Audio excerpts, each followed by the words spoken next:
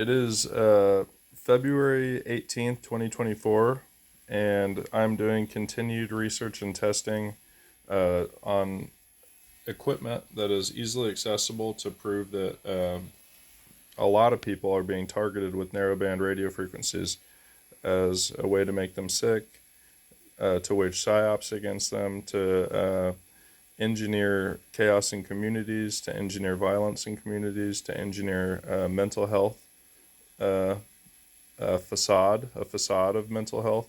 It's not true mental health because they're waging psyops. So moral of the story is we've got plus or 70 millivolts riding in our inside of our brain, okay, not on our outmost layer of epidermis. And that's what we're picking up right now. And I'm about to put these two leads on my forehead, and you're going to see this value fluctuate from negative 300 millivolts to positive 300 millivolts. And that's over 300 millivolts right there. So this is in direct current, DC, is what we're picking up. It would show AC if it was AC, but it's DC. So that is the same thing that was shown in a defense contractor meeting, a PSA, of what happens when a directed energy panel, a panel antenna, or a weaponized cell tower transmits at a person. So a small cell can do this, like mine at 1854. The panel antennas that are unlicensed and weaponized at 1818 can do this. Satellites and drones can do this. And now I'm getting hit with 500, almost 600 millivolts. And that's not a coincidence while I'm talking about what I'm talking about. So this is the same sort of, this is scientific evidence in real time that I'm being pulsed in the head with literal directed energy weapons. So this is a voltage that is a DC value.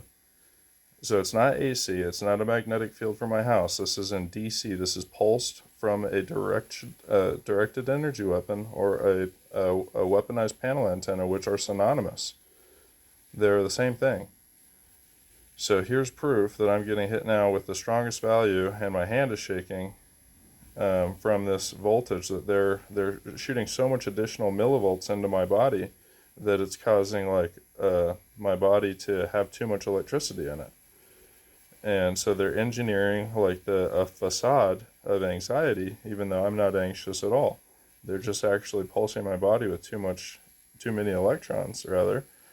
And you see the reading here on my multimeter showing it. And I've got this tiny SA spectrum analyzer, kilohertz to megahertz version, and I'm reading from 0 hertz to 350 megahertz. I'm not plugged into the power, so we're going to have a lesser reading. But I'm going to show you, we're reading at 134 microvolt right now. When I put my hand on it, immediately jumps it in low frequency spiking. You see that, as well as this high frequency activity as well that we were just seeing. This low frequency activity just popped up, and that's in 3.7, 11.5, 10 point whatever megahertz. So that's low frequency narrowband pulses and frequency hot pulse modulation. The same modulation style that causes nervous system response. You see those sharp narrowband pulses. So ordinary radio and TV signals use a smooth wave called a sine wave, as indicated here.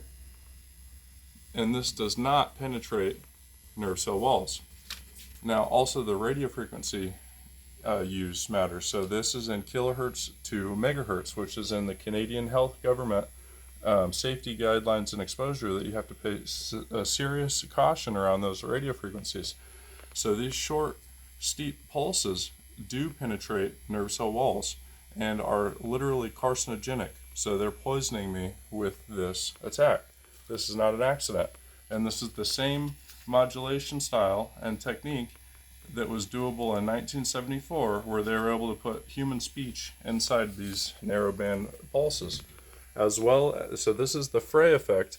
The sharp effect is also possible, where they use a steady tone. So this is all in megahertz, kilohertz range with narrowband pulse frequency hot modulation. So that range of frequencies from 3 megahertz, it was spiking up on the spectrum analyzer. It was spiking up and then going away. Spiking up and then going away.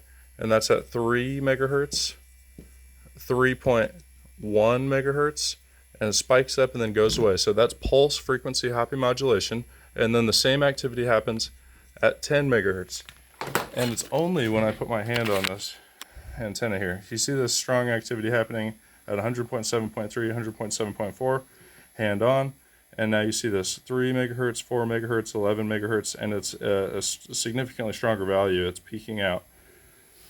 And the reading is significantly stronger, even stronger, I should say, since I just use the same phraseology, once you plug into your house's power. So now I'm picking up consistently a millivolt and spikes.